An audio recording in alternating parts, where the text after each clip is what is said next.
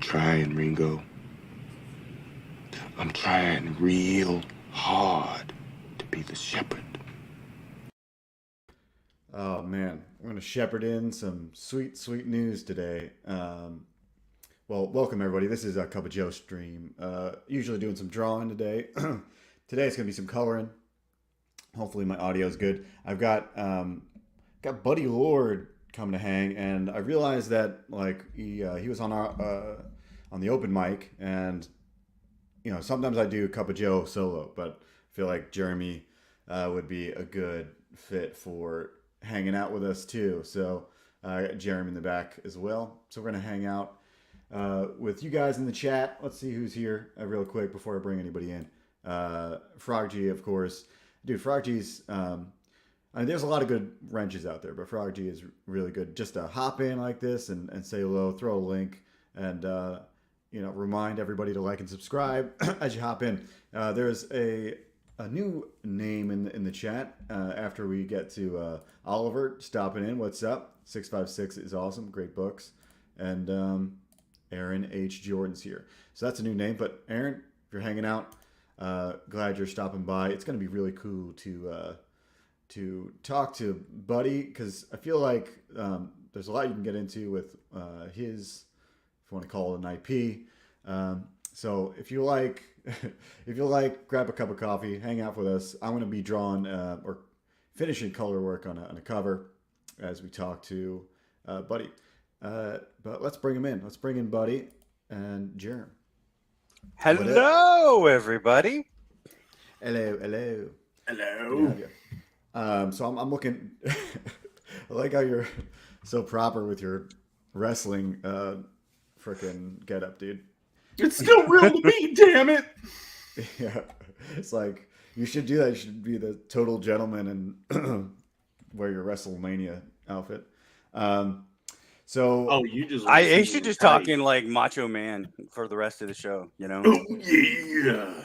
Yeah, I mean, we're gonna snap it to a saki. I can't imagine. It would definitely be entertaining to hear that. What was the guy that was? Who was it? Fusebox? What was it? The dude who looked like that had the kind of more emo Captain Jack, right? Oh, wait a minute. There's more emo than Captain Jack? I don't know. Hands? I was like, he should talk like, Captain. He should give his pitch like, he's like, oh, this is Outlaw Night. Savvy? Okay. Oh, yeah. Every town was like this where no man would ever feel unwanted. Right? Yeah. That's way. But you have heard of me. You got to get the slur. Yeah, you guys got a good slur. I can't get a good slur without a real slur. Steven De La Vega stopping in for 3 minutes. 3 minutes of playtime. It must mean. Does that mean you got business to go to, or your mom is at your house or something? It is Mother's Day, so go say hello to your moms. Don't be a fool. This is a perfect book for Mother's Day. Is it?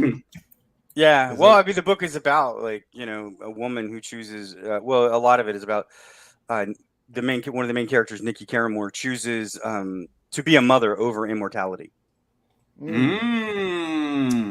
I like the theme. I dig it. I dig that theme. Nice. So yeah, you are correct. It was not ironic. I was it's either one or the other. So isn't it ironic? I'm glad it's a legit. Bud's here. What's Bud? up? What's up, Bud? Yeah. Good. Hello to the chat room. I dig that. And Dirk's here. What's up? Everybody. Cool. Dude, the morning people drip in here. Drip, yeah, like the coffee. Like coffee. Like Keurig. It's a drip coffee. That's right. People drip in here. You gotta stay on the drip. Dude. Sex with Joe is like a Keurig. Oh, no, don't say such things, dude. Hold on. There's a bad rumors. There's a punchline to that. Hold on. I gotta find it. I thought that would be the punchline. No, well, good point. He will eventually, his cock will choke a dolphin. That's the punchline. Sorry. Yeah. That was not the punchline I was expecting, but You are a comedic legend in your own mind, sir. So, yo, Joe, I'm glad Joe. that you're here, Oliver. Thanks for stopping. Joe. I feel like shouting the opposite, like G.I. Joe the movie. You remember they had the Cobra Law, but it was like Cobra La La La La La La La La La La. Yeah, that was classic. Let's I'm gonna bring up my screen, and we're gonna bring up Jeremy. I don't know if you have What? No, you don't have to do anything at this point. But if you have the time, if you want to do some of the talking while I get my screen going. Okay. I'm gonna bring up his page. I got his page. I got my page. You got Okay. pages. We'll get yourself set up. I can share mine too if you want. Buddy, Lord, do you have any blonde jokes or your mama jokes? I don't have that kind of comedic ability. I'm more of like a ranty kind of person. Anything you ever remember, like as a childhood, like just something like one of those punk kids told you that just got under your skin or anything? No, I was never. Like most of the time when I was a punk kid, I was playing basketball, like with my friend Brandon. Okay, what position were you in? I was a center. What were you? Of course you were. Point guard, wing, top the key. What you doing? Most of the time I played forward. Like if there we you were go, going power forward. Yeah, I would do a lot of like hook shots, but I did hook shots weird because I didn't want to pull my arm up. So I actually learned how to keep my arm like, pretty much parallel to my waist and just flip my wrist. And people hated it because they're like, I can't. They're like, how do you block that? I don't know where the ball is. Right. Because you're holding it out so far. Right. Yeah, exactly. Not a bad idea. Yeah. As a known short man, basketball has never been the sport for I. Though I do enjoy how nutty it is. It's like it's like a 3-year-old came up with it. Yeah, but I mean, when you're in the you're in the concrete jungle, man, it doesn't matter if you. I mean, I'm only 5'10". I know, as a forward, usually, especially in the NBA, you got to be a lot taller than that. But just playing around, you just you more just have to be forceful. Right. There's back that thing up. It's it's almost like some sort of there's like a sumo contest in there somewhere. There is. But also, it's a little bit of that. But yeah, it's just weird. It feels like it's the only game that has like the floor is lava kind of rules. Just to be like, God, that would be awesome. You know what I mean? That would be awesome. No, it wouldn't. That's why you like basketball. It's because you like floor is lava rules. That would be like rules. That made the grocery store so much more fun, Joe. Oh, of course. Well, I'm not against that. I'm just saying, as a professional sport, the floor of lava. I probably would have just like raced around in the cart if I thought the floor. Escape the game, completely. I don't know if anybody out there have the same opinion as I. Pale Rider, do you believe?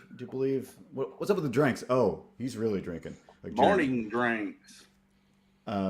Scout. Yeah, to me, basketball is really cool. I like it. I enjoy watching it. I think more than a lot of sports. But yeah, it is to me it's a little. There's not many sports that have that kind of, dribble rules. So I'm working on this. This is the cover I've been working on for a while, but kind of got sidetracked from other client work. You know what I like about this cover, Joe? Sure. Because you've shown me some of the progress of it. Yeah. And I was waiting for the color to pop in to tell you this. You know what this reminds me of? Silence of the Lambs cover. Really? Oh, yeah, it does a little bit. It's got a little bit of that. I mean, yours has more subject matter in the concept, but that's kind of where I wanted to lean you towards when I saw the color and saw where you were going. I wanted to implant that idea of Silence of the Lambs. If you go back to that cover and see how impactful it was, it's because of the simplicity as well. I can bring that up, bro, so we can be in the loop. So yeah, the movie's good. I think I know the poster you're talking about. It is a poster, right? Yeah. Okay. The movie poster. It's got the woman's face with the skull butterfly on her lips. Right. Right. So what about this poster reminds you? Just the front on kind of covering the mouth kind of thing? Your compositional choice. So you've got this hand out front, which is great, dynamics. When you get the lighting in, that's got to be pushed to the forward. That and the cast of the magic in the hand, that's got to be the subject matter. When you're lighting and coloring everything, that's got to be the center point. Everything else is an accent. Right. And the further on the side you get, the more definition you can allot the cover. Everything that's the closer you get to that central hand with the flame, the more simplistic it's got to get, because it's, you know, you want your focal point to be that. Oh, you want it to be like a funnel. That's a good way of thinking about it. Kind of a detail funnel. It's an eye funnel. It seems like your contrast point of view, because contrasting in contend, because I'm throwing that out there. That's an idea to be contended. Like, I'm just throwing I think it's a good way to go. I think that's the whole point of the thing, because it is it is movie poster in almost design. I think this guy, the title is Left Hand Free, so just like Silence of the Lambs, it was a woman's face with the skull moth on her mouth, insinuating silence.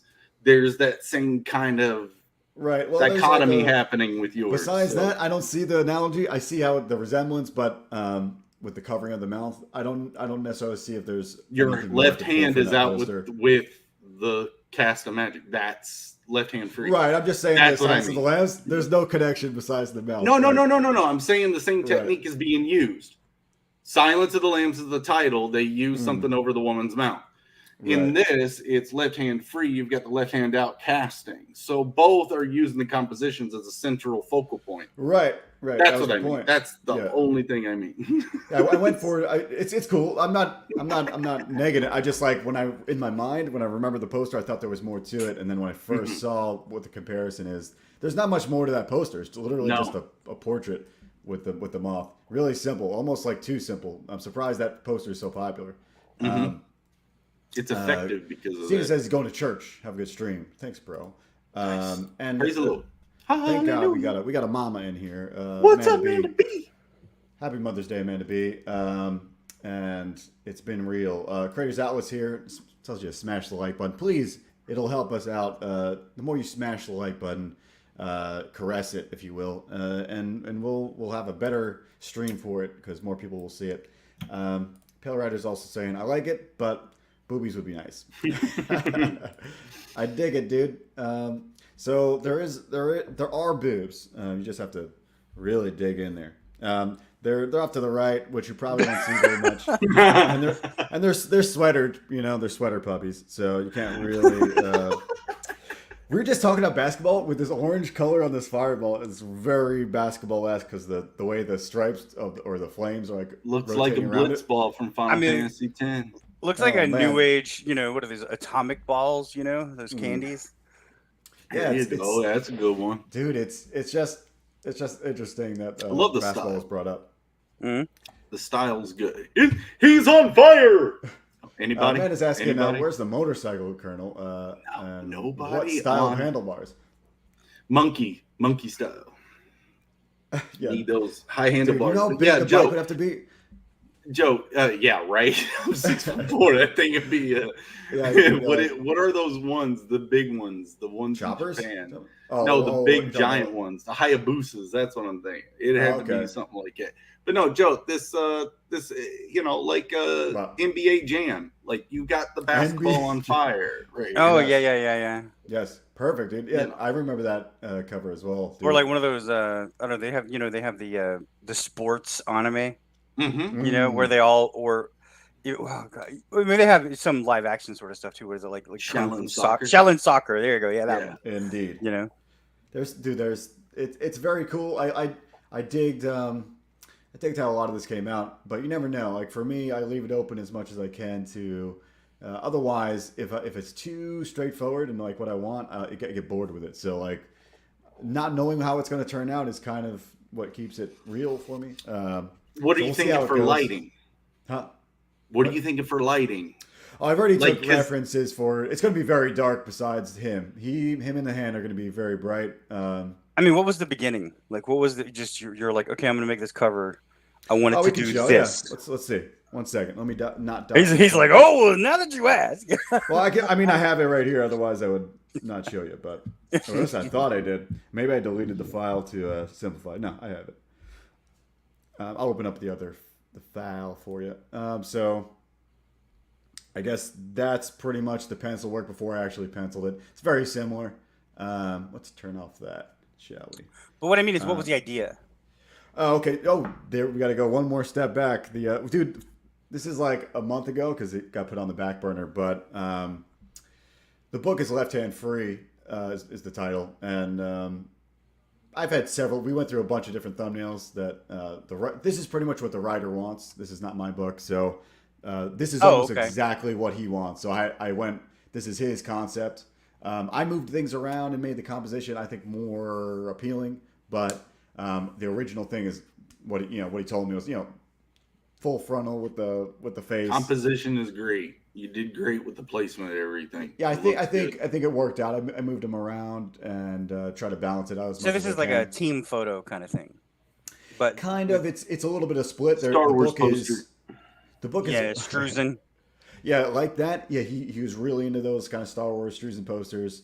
And also there's like a split here on the right side are like this one kind of side of things. His brother kind of gets pulled into this military group, which is on the left, and then on the right is this kind of revolutionary type of people that become the protagonists. So the main character Dante here is kind of split between what he was, what he thought was good, and then what he is becoming, and seemingly like a Civil War type of thing within his mind, I guess. I'm assuming. But the whole concept of the magic is that you need two people. So that's why you only have one hand kind of like doing the action. The other person has the other hand. Because the right hand is busy. Right. Left hand free. Yes. Idle hands. Yeah. So before we move on to your book and talking about your metaphysics. What I wanted to, real quick, Joe, what I wanted to say is back to that fireball, your lighting plan. Yeah, sure. With that cover, the fire element being casted from the left hand, right? Yes, sir. The title is Left Hand Free. Mm-hmm. This light is the spark of freedom that the left hand is able to conjure. In my brain, this is the way I'm kind of composing this in myself. You've got the subject matter, so the lighting is going to be your next storytelling element of reflecting that title in the cover. So making sure that fireball is glowing properly and casting the right light, most importantly on that hand, but secondly on your characters and the mask, the half and half. The rest of them on the side, I think you'll find your own light source and get those blended. But this is going to be a very powerful cover. It will be cover. In Struzen fashion. There'll be kind of segmented parts in here. But yeah, the main focus, the whole idea here is, if you look at the bottom, I don't plan for that whole shirt to be visible. Most of it's going to be very dark, or this kind of purpley dark. I want to try to mimic that real quick. Yeah, I've actually. No, good job. I was worried about the underhand muscle here. Yeah. This muscle popping up in that pose, but no, you got it right. Did the ref? Right. It works. But it did. It definitely. I put like a little fake candle in my hand and took the reference that way. I want the light to be. I don't know. We'll see how the light is. I don't even know if I want it to be straight on, blazing fire or whatnot. It is a light source. So. It is. Just as like I said before, I don't know. I like to leave it open until I get there and kind of keep it fun. Isn't it? It is, but at the same time, I like to. I'm gonna argue that till the end. No, I'm not saying that it won't be the only light source, which is I think it probably will be. Right. It'll be front lit. Cool. But you never know. Like maybe I want I don't know. I'm trying to think of another scenario that it kind of would round it out in a good way. But when we get there, this is very like in our face. It's kind of like he's presenting this to us, to the audience on the cover. Yes. If you had the arm up above his head, casting it over his head. Yeah. Did you ever think about a concept like that? I'm not saying it's better. Well, I think you saw the thumbnails, no? Yeah. I mean, he said it wasn't like. I don't know how much freedom he has on this because it's somebody else's deal, right? Me either. Right. You're being commissioned for it, as my understanding. For sure. Well, yeah, I drew the whole book, and so it's naturally I'm pretty like I'm pretty intimate with it, so I know what he wants. But yeah, he's pretty specific with what he wants. So I gave him variations. Great. I think it's great. See if I'm just attacking it from every angle. No worries, dude. Devil's advocate. I mean, the art's fantastic. I'm looking for the thumbnails. I think I have it saved in this one file. Let's see. Maybe it's in the back folder. We'll see. That was the rougher version of it. And I think there's the rest in here, maybe, or I might have junked him on this pass. Guess not. Okay. So that was like a little bit of just a select amount, just to see what the shapes looked like. Those are good silhouettes right there. Yeah. I was about to say. Sure. I mean, that could be something on its own. Oh, I mean, it's good for anyone to see who's in comic books and design. He's like, dude, cutting silhouettes is so important. Let me just see if I have it one more time, though, because it'd be cool to show, since we talked about it for so long. It'd be cool to show the thumbnails, just to bring it full circle for anybody who did not. Sorry if I'm being pedantic. That's the sake, but it's just I see so much potential in certain things, and I'm like, oh, have you thought about this? Have you thought about that? I dig it, Jim. I usually have a perspective that I don't have, so that's. Well, I mean, that's better than just be like, oh yeah, that's there. It's always better than like I mean, what does anybody? I mean, other than like maybe like 4 artists, like you've got your Ross, Sinkovich, Art Germ, a couple others, right? Do you even care about any of those covers anymore? It's like, oh yeah, that's there. That's a cover. True. Sorry, Savannah taught me to put messages behind your intent, so that's my problem. Well, I think I'm on your page too, Jerem. I don't. I almost don't do anything without some theme intent binds it all.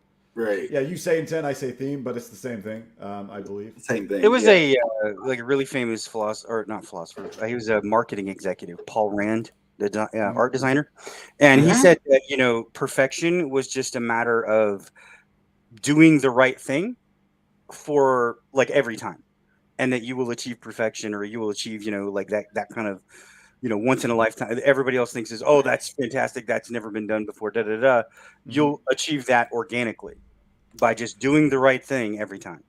Yeah. So I did scrap it. I'm gonna pull that out. Didn't want to dox myself. I'm gonna pull the screen. I did find it. I posted it. And so now I did find the image that I was looking for. Let's bring it up. This will be a good segue to the next. Love your shirt, Joe. Thanks, bro. Yep. There's always money in the banana stand. All right. So these were the concepts we gave him. Let's zoom in, y'all. Let's see what we got. So this was pretty much what he wanted. Exactly.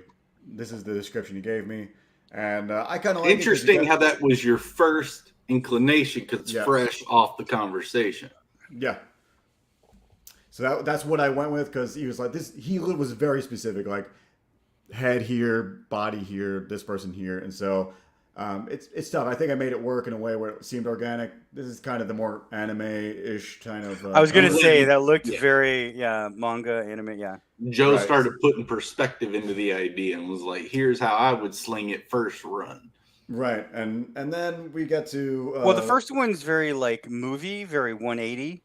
And the other one is very dynamic. It's got a different camera. He's changing the camera, a little bit, and I don't know, like that's one of the things that a guy named Mike Banning told Xavius actually about some of the art he was doing when we showed him the book. Is he said, he's like, oh, you're a marketing guy, huh? And he's like, yeah, storyboard dude. He's like, yeah. He's like, well, you can change the camera. It costs a lot in Hollywood, but not as a drawing. I missed Roger Ryder jumping in here. Your new name, I believe. Dude, glad you're stopping by, man. At least I haven't seen the name before, but good to have you all here. But yeah, that's the process of coming up. Iteration of covers is fun. I think it's one of the most fun things. I would do covers. What were you doing with the foreground on this one? What's happening on this one? So this one, whatever's purple shaded would be completely black. And so the idea was to give a silhouette. Oh, the hand. Okay. And now I see the hand. Okay, yeah. The execution's not great, but if you pick this one, I would have been like, I would have reworked it. I would have been like, if you like this idea, I would lower. Yeah. Working this is obviously the one. Yeah. This is the one I made that we went with, but it was a reworking from. If you go back to the first, it's different. It was just more pulled in. I think I just focused on what he wanted more so, and just feels more. I guess it's dynamic and not so pulled back. This is the one I would have gone with because I'm a weirdo. Yeah. Me too. I like it. Because it's a good cover. Yeah. Good simple cover, just like Buddy said. Good simple cover. Right. A lot of times add mystery. Yeah. A lot of times I think people they try to go with something complicated. Even in story writing, there's a lot of people that gave out free books yesterday, and I've read probably more comic books than I've read in months yesterday. And what I noticed from a lot of them is, well, there's a whole lot of people that try to bring like a novel into a comic book. And then you get these parts that are just so truncated and slowed down. You know what I mean? When you have something that's simple, your eye gets that time to really like just appreciate it. Not only that, but there's set up sort of a mental space. Like if you fill everything in, I don't have anything to imagine, right? But if you just show me this and something cool and it looks awesome, I'm like, oh, what else is there? Right. That's what that feeds the curiosity. But Joe, if you had this, you understand this would be an opportunity for you to show off your anatomy skills of the hand dynamics. Exactly. There would be certain artists I would send you to for shading, dynamics for the hand. It also get everything in there that you need to. But yeah, beautiful. To me, it's a way. I think hands are, my second favorite to draw besides faces, probably. It's taken the title very literal, though. Yes, and I take it that way. You're right in the way. It's like it's a hook. It's the hook cover. It's like Silence of the Lambs. All hook. Yeah. Innocent. So simple. But to me, it's like a gamble. This cover is a gamble rather than the other one. It's more. I think you'll hit more people that are intrigued just with wanting to see characters and the connections rather than something that's like kind of. It's more of like an artistic approach.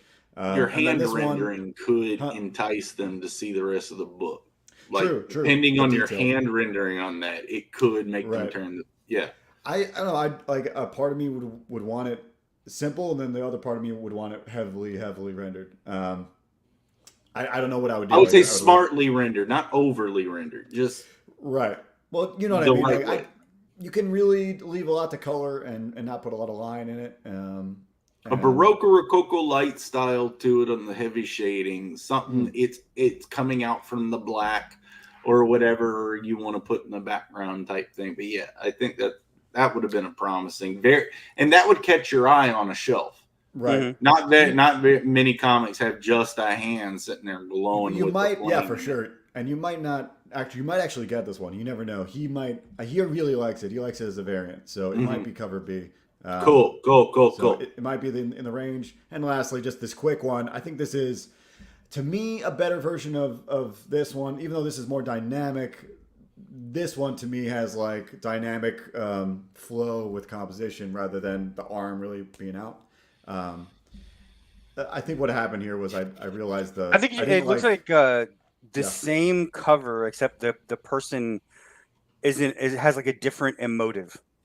Yeah, like in the front he's more aggressive, and the other one he's more aggressive. He's more in your face, like come and get it, confident. Yeah, And in this one, he's kind of got that like, take it from me if you can.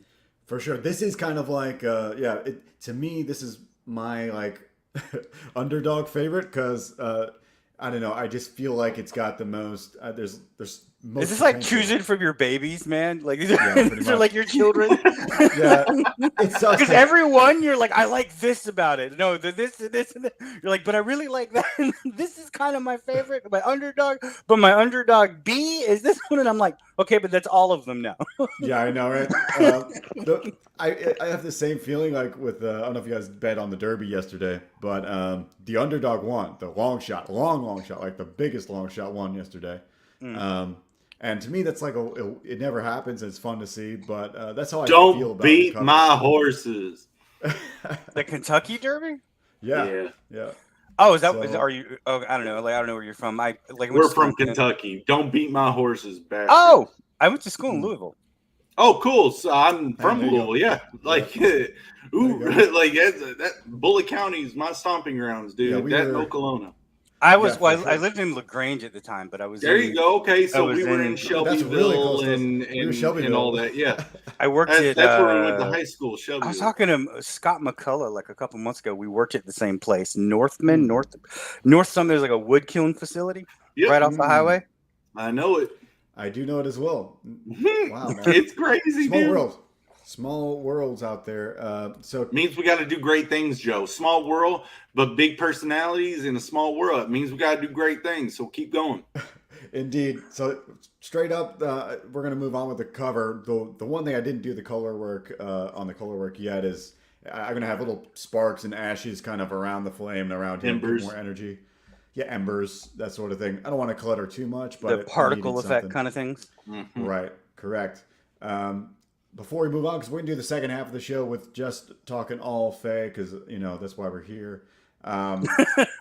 All FAE all day. And you know what? I just enjoy that we're talking comics, man. Like so many of these. Well, there's we usually talk art. Stuff. Other stuff. I don't want to get into it, but there's just other stuff, and like was the Eagle Stat Writer, that guy, whatever his name, I can't remember his name, Stat something. He had a thing, one of his polls out this morning. He's like, what would you rather see on shows? People getting drunk and falling over, talking about comics, this and that. And I'm like, look, there's room for everything, but I would like more of talking about comics and more of talking about, it's that kind fun of thing. to watch dumpster fires. And there's been 6-7 years of people passing out on streams being drunk. Or do you want something's going to teach you something? Or something's going to open up a door in your own brain that's going to go, hey, I could be more creative than I thought I could be. Right. Well, or just have fun with talk, just the combo. Just there's not much of this out anyway. I think we can't escape that, Joe. We naturally do that. It's just who watches. It's just what we do. Different. Yeah. Dave Brink's here, by the way, guys. Say hello to Dave. What's up? Hello, Dave. Good to have you, bro. You out in the Deutschland, or I forget where he's at. Good creators do this naturally, but there are people who look at us and go, "We don't understand how you see the world like this."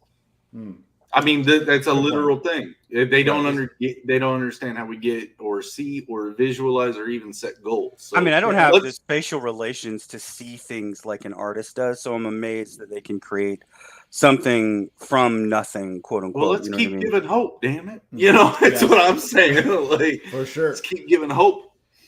Not to segue too hard, but to really quickly go through Star Circuit.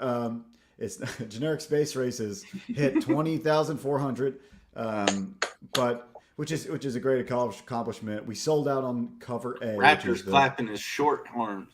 That's right. So golf clap. I'm stoked that we sold out, but at the same time, it's sad. I'm like, dude, it's the last time I got to really push this cover. Now it's time to say goodbye. I know. Fowler, to that what's up, beautiful cover A. So cover A is gone. So I had to do a quick redoing of the perks. So everything that was perks before with cover A now features just cover B. You can still get the Apex backer, but for cheaper and obviously missing cover A. So you get cover B and all the rest if you get anything else. So for the next 2 days, there's only 2 more days of this. Literally, you're going to be able to get the cover. You're going to be able to get the variant cover and the new black cover, but you won't be able to get all the free stretch goals and other things. I'll probably sell the poster for a good amount, but that's it. So thanks for supporting everybody and help us out. We're very close to 400 backers. It'd be really cool to yay. And with that was my spiel. Because damn, I'm super proud of Star Circuit. I'm be proud. People love it, dude. It's the proudest thing I've ever done. Besides, look, man. The way I look at it is if you cannot celebrate with a friend or with someone that you appreciate or in the community with, then you're not really in that community. You're not really a part of it. You're just trying to take advantage of it. You know what I mean? He's Italian. He's got his finances on architecture. He's got anxiety issues that are measured with that. He's also got a new fiance, a new house. Yeah, for sure. This guy is not self-aware because he's too deep, too close to the project. So Keep going, buddy Lord. I like how you're kind of reversing his depth diving here because he needs to accept he just succeeded. Like, oh, fuck, he just reached his dreams that he was working for. Well, I mean, it's that you did it, right? I mean, that's the thing. Like you started it one day. You said, I'm going to do a thing. And then you started doing it. You got it done. And, you fulfilled it and made that happen. So you should be proud. Yeah, it's your fault you made it to be continued, Joe. True, yes. And this is a world, we're in a world where this stuff doesn't happen on the regular. Most people can't finish a meal rather than finish a book, finish a project. So to get one done, anybody out there that's finishing something, if you finish something, it's like just finishing it. Forget it if it's successful or not. Just making it is nuts. It's a feeling of, I mean, like in the writing community, that's one of the first things they tell you is like, what do you have to do? You have to get to the end. You have to write the end. If you don't get to that point, and all you do is just like keep rewriting and rewriting and rewriting, you'll never get to the, you know what I mean? You've got to get to the end. And once you get to that part, you can be like, wow, indulge in that moment. I'm happy. That's great. All right. Next challenge. Here's a hack. Go ahead, write your beginning and then write your end. What's the most epic end that you can write? And then write that. And then work on your book and then always be open to rework your ending. Well, that ending will keep you motivated to keep working. And I do like that. Maturing it for a better what I usually do is I create the ending that I want from a kind of utopian sense. And I guess I take it a little bit like, I don't know, what's it? Elon Musk does something very similar. Yeah. And that what he does, they asked him, how do you find first principles thinking? He said, I imagine that the absolute I want everyone to be excited greatest about the potential. Future. Yeah, when he says, I imagine the absolute greatest potential I can achieve with the tools that I have. And then I figure out like, okay, what that is. And then I figure out what I can actually do. That's working backwards in the maze. That's starting from the end point of your dream. What's the biggest thing you dream? And then work backwards. When you work backwards, you find out what you need to make from your starting point. Like I would do it the opposite. My personal is the work end to the beginning or whatever spawned the idea in the first place. End to the beginning. That's kind of what I'm saying. Work in reverse. Right. I like to do the end first personally. Some screenwriters do it this way. When actors read their scripts, they only read the beginning and the end because they want to see what's the maximum arc that's going to happen to this character. Like, does he start like a bird and he somehow becomes a person? You know what I mean? Like, that's like a crazy example. Elon breaks it down to first function thinking, so it's all broken down to that base function. Can we do? Yeah. But the thing is that everything has layers. So there's base functions for this, base functions for that, base functions for this, and it all relates. That's the genius of him. He ties it all together to an end goal. So that's the same thing as us creators. We do that. We just don't know we're doing it. Yeah. So Dave brings up a thing here, which is cool because this happens quite a lot. This is almost like the second, third draft phase. You're like, you pretty much write your story, either end to the start or start to the end, whatever you get. You realize that whatever you wrote in there kind of almost needs to be reworked to like maximize, min-max the. But that's what we were saying. Like you make the absolute best potential with the tools that you have. Once those tools are better, and somebody was asking me, what is like. She was like, what is a truly intelligent person? And they were asking her, like, what is the combination or connection between love and that sort of thing? And I said, one of the biggest things is that a smart person realizes what they can do now, but they realize that can change at any time. They want to be proven wrong. Because if you prove me wrong, not you say I'm wrong, you prove me wrong, then I've learned something and the perfection changes. The perfection and we progress forward that way. Otherwise, you just get stuck in a rut and you do the same thing over and over. You do like derivative things because that's all you've got. And imagine how boring the alternate state of reality would be. If everything's predictable and everything is right there, it'd be boring. This is the challenge. Enjoy it. Sack up, nut up, do something, like this. I like the approaches here because this is there's like we're pretty much talking about this same path of what it is, but there's like kind of multiple ways to hack it and make it work. I think there is a little bit of idiosyncrasies between each person. Some people. How many of us sit in our artist chair? Those who are artists. How many of us finally find that time to set aside, sit down, and do the work, and not 5 minutes, Now, you could have sat on your couch, or you could have done your work or done errands and everything. No one bugged you. But as soon as you sit in the chair to do the work, within 5 minutes, you got a phone call from a relative, something like that. And if you ignored that and waited an hour, you call them back, it was all hell broke loose. How much does that happen? The universe is literally trying to stop you from doing this. That might be you projecting, bro. However, it is. It's obviously that. It obviously is. I think we have a little bit of Saki brain going on, but you know, I get it though. You know what I say? I to me, it happens the opposite. Like nothing breaks loose, but I'm afraid of being, fading away into the ether, and no one remembering me. That's my biggest fear because I'm working so hard, no one will remember that I'm a person. However, that's maybe me projecting. We remember you, Joel. Thank you, bro. Your boy Hojo says, in this process, sometimes your characters surprise you. Yes. It's the most beautiful, the most hideous of things. That's why I was in an interview the other day on Immortal. Oh God, I'm gonna feel embarrassed here. Immortal Rising. Immortal Rising. I was on his channel. He good guy trying to collect a bunch of fantasy topics and have everyone talk about more fantasy. And he was asking me about that. It's really nuts to try to find that concept and work it in, and try to get it to a place where people like it. People are interested in it, and it's working with your time schedule and everything. It's I don't know. It's natural to me, but it seems like to a lot of people, it seems a bit like off their normal path. I'm trying to get to a spot where I don't feel so isolated in that creative venture. Dude, for me, I feel like there's two things, but I'm going to put in the link for Sins of the Fae because I'm looking at the time and I'm realizing Sins of the Fae, it is slipping away quickly because normally I would stay on for forever, but I have a mom I got to get to. Tell your mom I said hi, by the way. I will. That is not a weird thing for you guys on the internet. I know his mom. It's a good thing. It's not like that.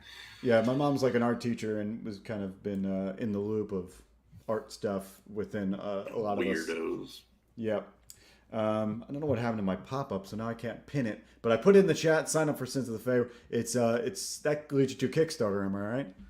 Yeah, we're starting over. It looks like I may have a way to go ahead and just pay for the rest of the art, and we're going to close down the IGG campaign fairly soon. And so I'm kind of locking up Xevious for a couple of months so we can just knock it out, get the pages done, and we're going to have a surprise for all the backers that stood with us for Indiegogo, plus the preview, plus the 100-page book. So they signed on for 48-page book. They're going to get a 100-page book plus two 30-plus page books. The 6 a.m. stickers and the book and the bookmark with the kind of written cipher. The Icelandic Klingon and I can't remember some other Star Trek rune cipher that he's got on there. This is just, I showed the picture of the actual preview in there. This right here, because you guys were, you were showing like the dichotomous view of your cover. And so it reminded me of this that I had done. This was one of the original concepts for Sway, which is like, this is like a kind of a dark angel in the background. He's overlooking the city that he sort of split in two. And you can kind of see on one side, it's like I said, a seedy techno-organic Las Vegas. And the whole idea is that Sway is the tug and influence in the humanity in all of us. So somewhere between good and evil lies the Sway. And that is actually what the entire universe is based on. You kind of see over there on the faithful side, there's no power. You don't get any power for being faithful. You're faithful because you want to be. Right, so they don't have anything over there. They're hungry, and then they have the original idea was that like kids that are killed in this huge calamity, they like aren't supposed to be in hell because they're innocent, so they come back as anthropomorphs. They come back as their favorite animals. So they are, you have like this raven guy, and there's a couple like these aren't angels; these are actually just bird people. And then he has a couple other over here. But I showed this, and when I showed this the first time, everybody was like, "I'm going with the hot chick. I don't care." Going with the hot chick. She with got a tail. So as you're talking about this, what's the best option? Because there is the Indiegogo still, right? So if you it's want on Kickstarter. Is there an Indiegogo for this? Yeah, the Indiegogo is technically still in demand, but it is going to be closed soon so that I can finish everything up. I don't want to I just don't want to any comments or anything I answer right away or anybody that comes up, because I was going to relaunch this. And then I talked to Neff, and Neff talked me to no, close it down, go to Kickstarter, but get some time. He wants to talk to some people and build up some contacts for me over there and stuff. Yeah. And I'm like, okay. I understand. I appreciate all the help anyone's willing to give me, because I got depressed for a while because I was like, crap, I'm on this on my own, but I don't want to disappoint people, so I'm just gonna have to work overtime and get it done, because my dad lost his job, so I had to pay for their house. I was paying for my house, and then their irrigation system failed, and I had to put that in. My aunt died, I had to pay for that. So it was like, okay.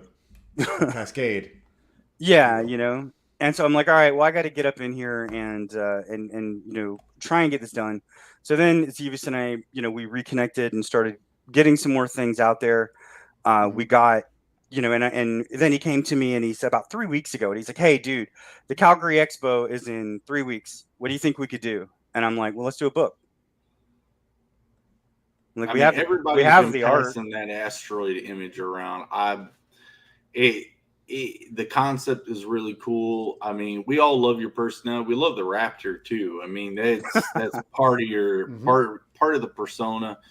I mean, these are interesting ideas that a lot of us are even writing in our own books. Is extraterrestrials or godlike things that are coming from the sky. Like, we're all kind of feeling this creative wave that's flowing through everybody. Like, this is good stuff.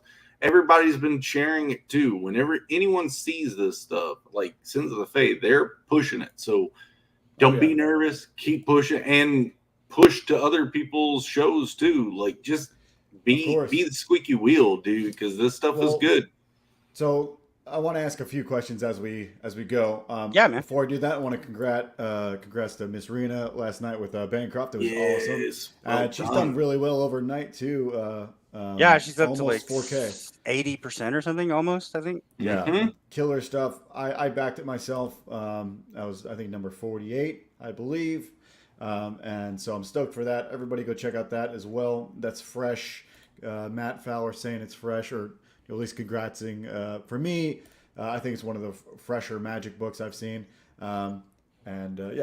If that's your taste, even if it's not your taste, go check it out. But I'll put that link in there very soon, buddy. So what's the best way to, I guess you said we have Kickstarter coming, and is that the best way to get most bang for your buck? But if you want the book immediately, go to Indiegogo. Is that the plan? If you want it sooner, go to Indiegogo. If you want to wait and get the absolute best that X and I can deliver, you're gonna want to wait for the Kickstarter, because I can show you let me show you what sure. If you share my screen real quick.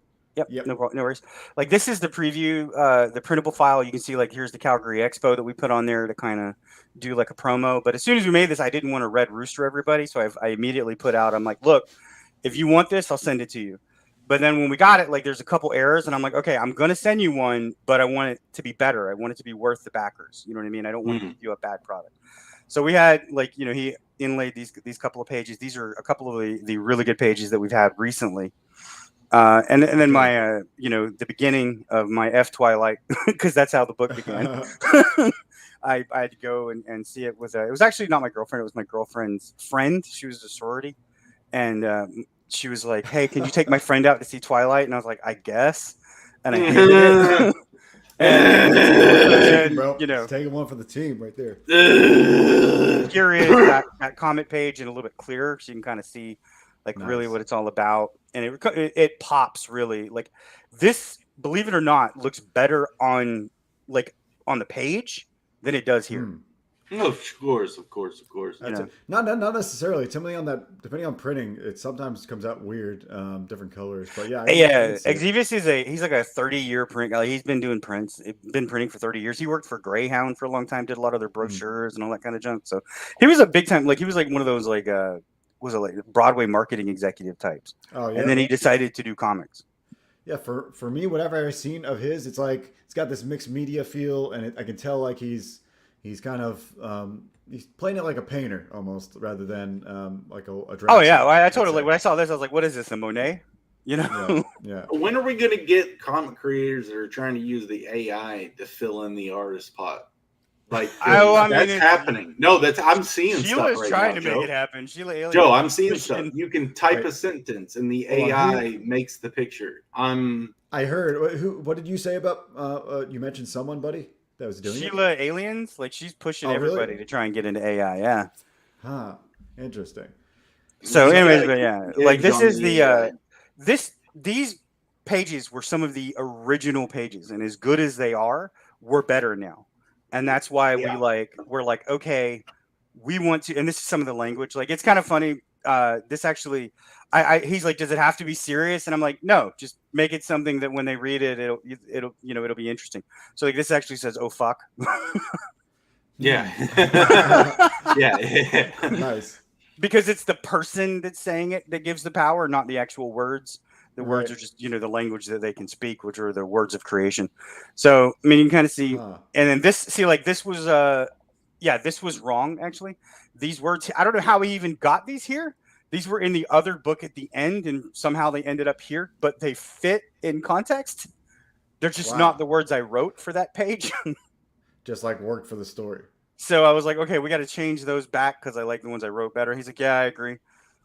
And then this here, like, we just sort of put it in because of we were gonna make it so that it's her saying this, where he basically, she's someone, she's like wishing on a star. I call it falling star wishes and Dixie Cup dreams.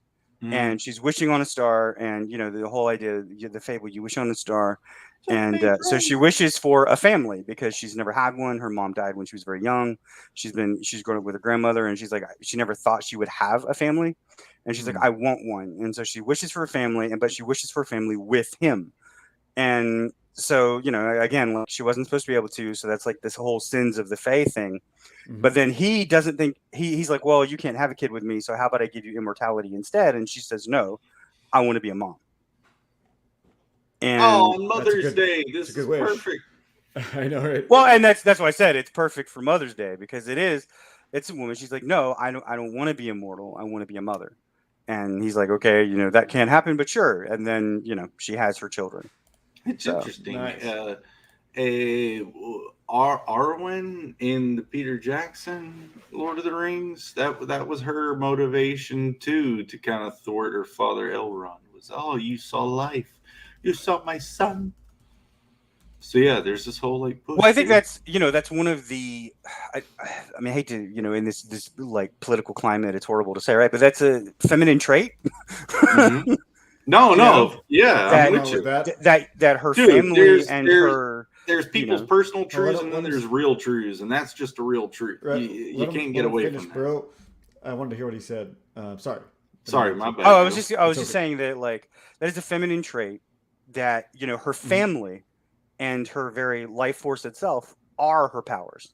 That is her strength. And so she leans into that, and you figure out, you're like, she's the maiden of Yggdrasil. She's got abilities of her own. But she is like still kind of in a lot of ways that depressed girl. So even though she gets her wish, she has to pay for that wish. And that's kind of what the book is about.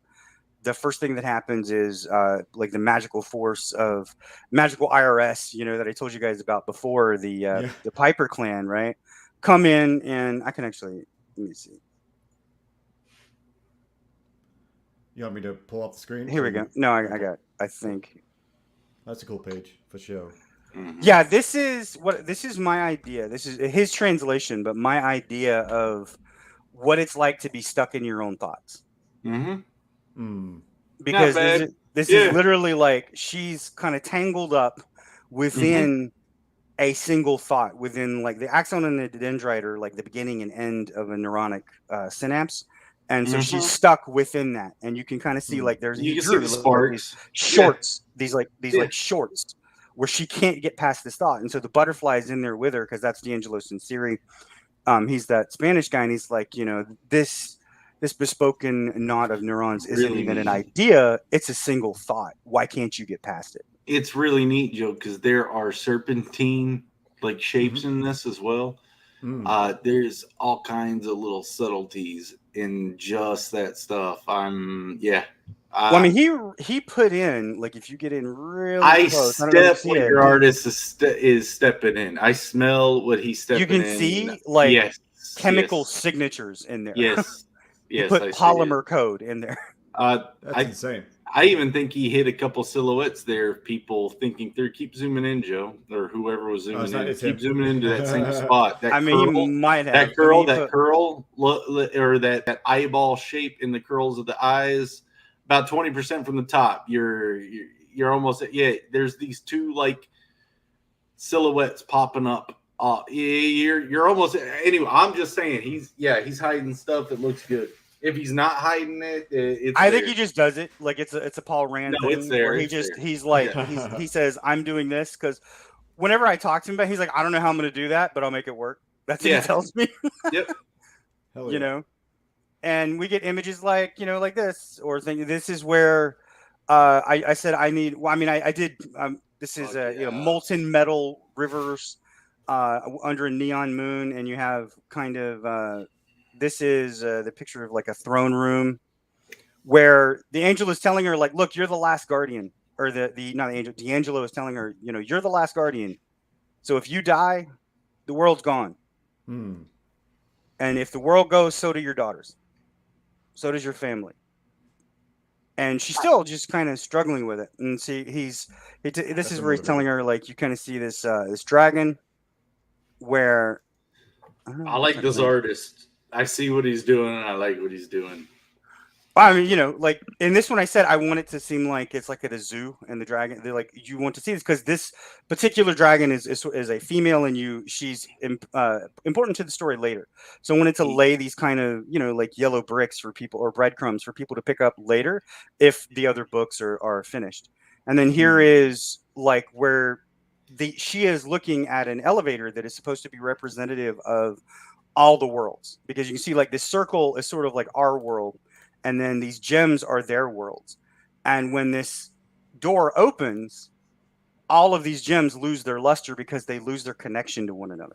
And it's a symbol of like when they go from their world to ours, they see this every time. When they go up, this place called Phalandia, the most magical place on earth, like Disney World, but cooler. So yeah. And this is, and then she swept through the elevator. This is one he likes to show a lot.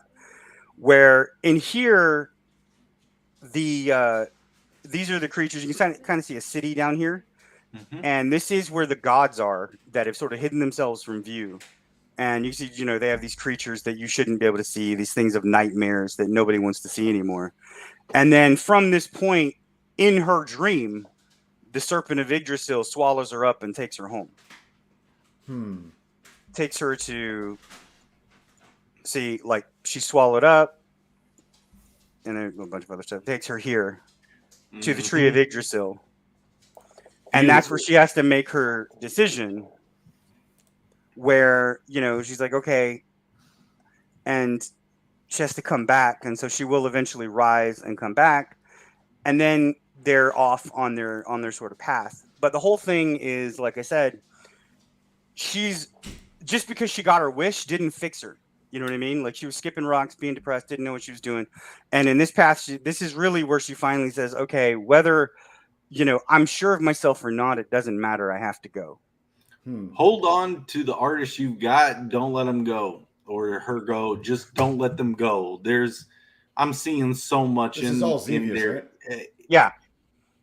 There's some things I can see, but their brain, the conceptualization, don't let them go. Keep them like hold and cherish this artist. They're on this in the best way possible. It's very kit bashed in a way, but there's an element of that. But I'm finding a lot of intuition that's in this artist with subtleties. And don't let them go. You're gonna want to keep this artist. Don't. By kit bashing, I mean like it's almost like media bashing is what I really mean. Well, he based what he wanted. Bashing, He said he couldn't do sequentials, and I like looked over a bunch of stuff and I found Black Orchid by Neil Gaiman and McKeon. Mm-hmm. And I brought that to him and I said, okay, you may not be able to do sequentials and line work and all that, but you can do this. And he said, yeah, I can do that. Mm-hmm. And it fits the story that I'm writing, because the story that I'm writing is very weird. Yeah, don't let them go. There's a lot of stuff here that's really good. Fundamentals, not just, but there's a very high concept part of their execution and they're blending it well sequentially. So just don't let them go. I think what brings you bring it to mind. It's a very it seems very complex, especially from the first time you're seeing it. I think the maybe that's the biggest challenge, but one of the harder challenges for anything complex is to like get the pitch like down to, you know, something like relatable. It doesn't cover the whole thing, but you have to like kind of take it for what it is to sell it to somebody. You know what I mean? And I think that's the biggest challenge for complex projects. There was Francis Bacon, like I'm talking about the more recent artist, not any of the politicians. He had a very horrific view or rendition of portraiture and stuff. This is very reminiscent of it, but not horror flavor. Right. It's on the same realm. Yeah. Well, see, like this is where she's speaking to Yggdrasil, and Yggdrasil's like, you know, what makes you think it's going to be different? Every thought that you have, you kill of your own volition. Mm-hmm. Like, you know, your own words sow doubt in your heart. And he's kind of, you know, she's like, basically this was supposed to be like sort of the stages of grief.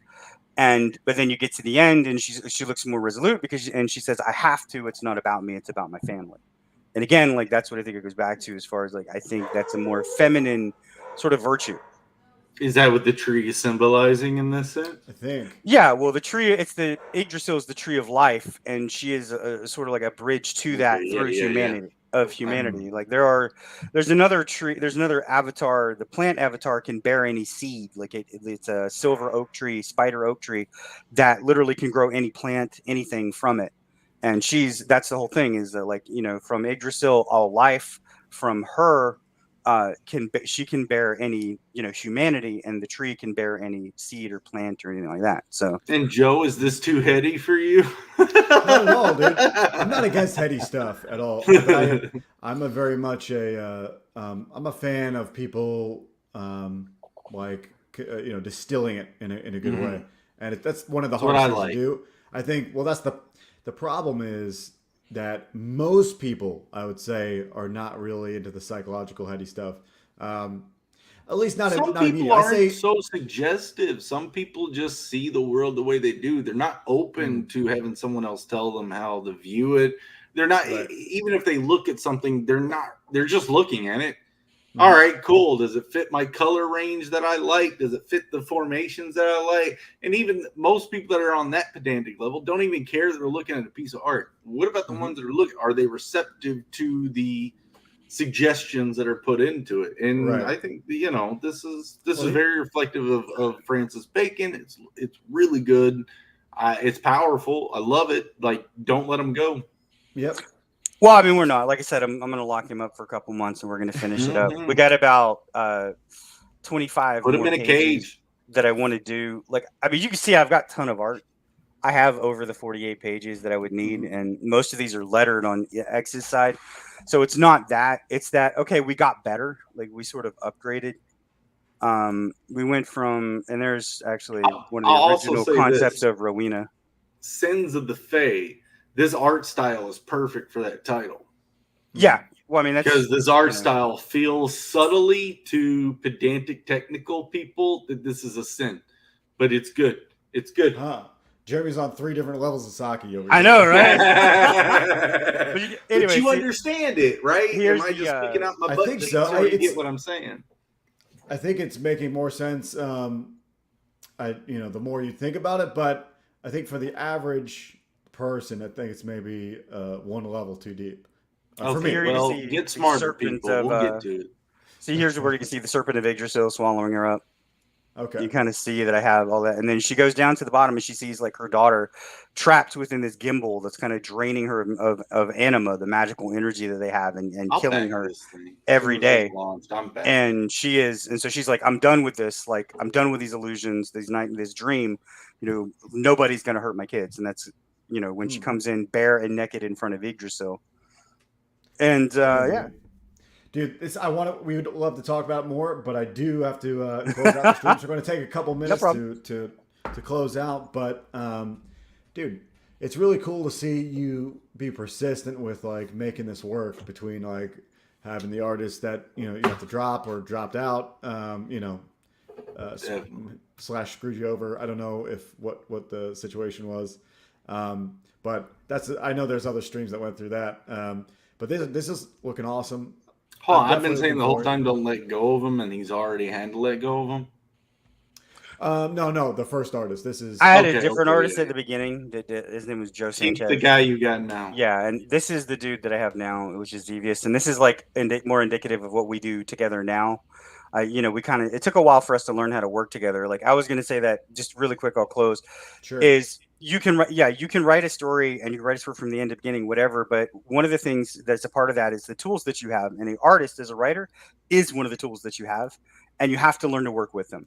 And depending on how they compose things and how they create, what their artistic flow is, you've got to change. And so I had to change how I wrote so that I could get the best translation out of him. Heck yeah, I think change is a harsh word. Yeah. Thanks, Obama. I think the word is evolve, improve, just find a different skill. I mean, that's what life is learning and adapting. It's definitely a good skill to be flexible, especially when you're collaborating. I'm really psyched for the project. Before we head out of here, I was trying the whole time as you were talking, I was trying to get last night Bancroft linked live redirected to CG Talk. Or late night. I forgot what Jeremy's calling it over there, what Crackhead is.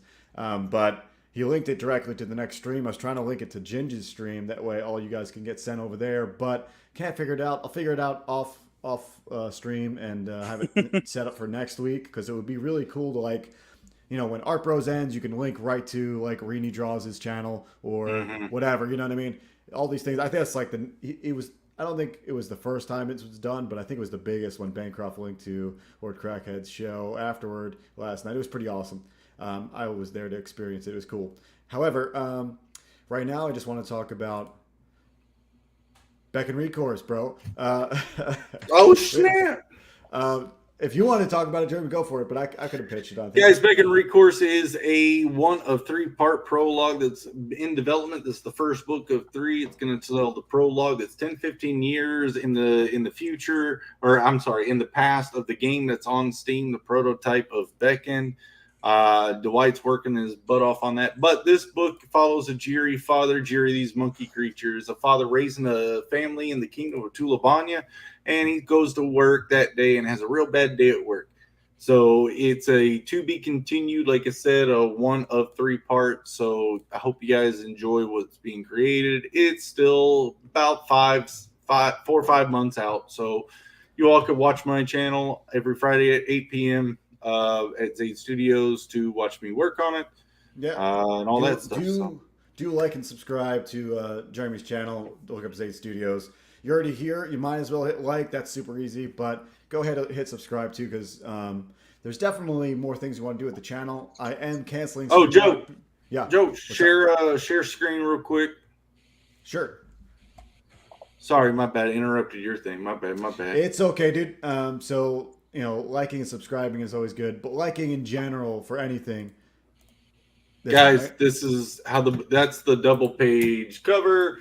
This is the page 1 and 2, 3, 4, and then I'm starting to get non-linear with the production of stuff. So this is the quality you're getting.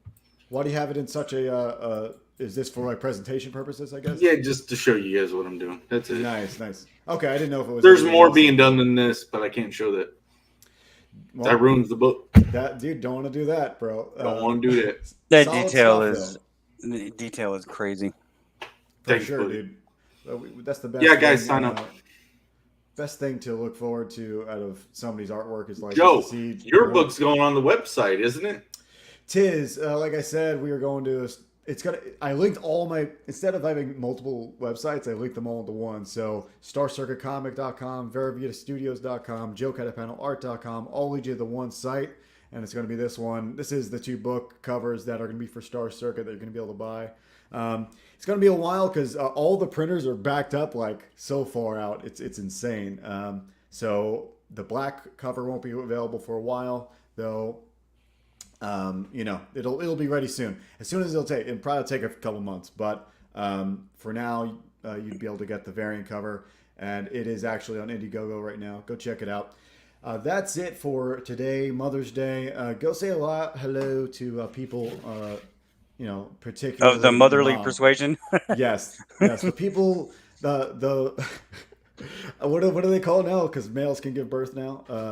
Birthing people. Birthing people, yes. Go say hello to birthing people, aka the females, because there's no other option.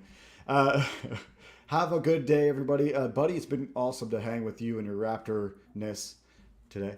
Well, Jurassic Park would say Buddy is female. Or aren't they asexual? No. No, in Jurassic Park, they were all female. Really? Right? Yeah, in the first one. Dude, it's been that long. I haven't watched that movie. They were all female, but life finds a way, you know. Life finds a way. Dude. So... But he has nothing on that. I thought he'd defend himself here. It's like, yeah, look at this big old tail. That's not a tail, man. Dude, just joking. Well, I mean, you know, the more realistic dinosaurs have feathers and everything now, so you know. Right. Exactly. Everybody, go check out. You guys, Pedro, are you on stream right now and you're over here texting, or are you not have a stream today? Let me know. But yeah, my goal is to link you directly to different people like Pedro Ang and Ginger's channel directly. That's the goal. I'll set that up for next time. However, everybody have a good day, and yeah, go say hello to your mom for me.